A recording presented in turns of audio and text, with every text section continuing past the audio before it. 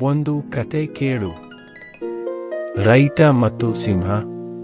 ಒಂದು ಕಾಲದಲ್ಲಿ ಹಸಿರು ಗಿಡಗೌಡಿನ ಹಳ್ಳಿಯಲ್ಲಿ ರಾಮು ಎಂಬ ಒಬ್ಬ ಪ್ರಾಮಾಣಿಕ ರೈತನು ತನ್ನ ಹೊಲದಲ್ಲಿ ದುಡಿಯುತ್ತಾ ಸುಖವಾಗಿ ಬದುಕುತ್ತಿದ್ದ.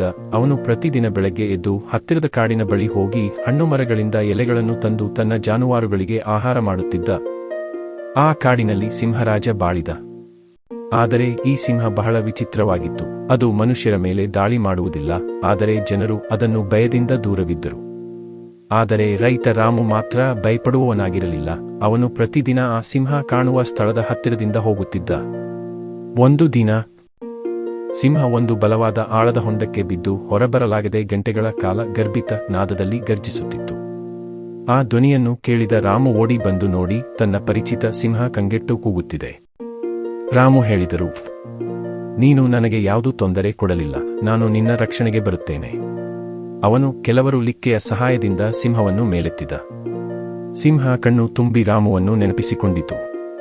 ಆ ದಿನದಿಂದಾಗಿ ಅದು ರಾಮು ಮತ್ತು ಅವನ ಹಳ್ಳಿಯ ಬೆಳೆಗಳನ್ನು ಕಾಪಾಡಲು ಪ್ರಾಮಾಣಿಕ ಬೆದರುವ ನಾಯಿ ಆಗಿತು. ಆದರೆ ಕುತೂಹಲ ಇಲ್ಲಿದೆ.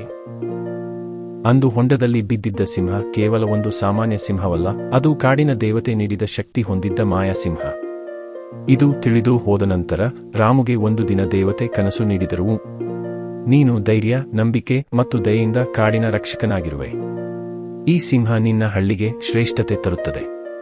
ಹಳ್ಳಿಯ ಜನರು ಅಚ್ಚರಿ.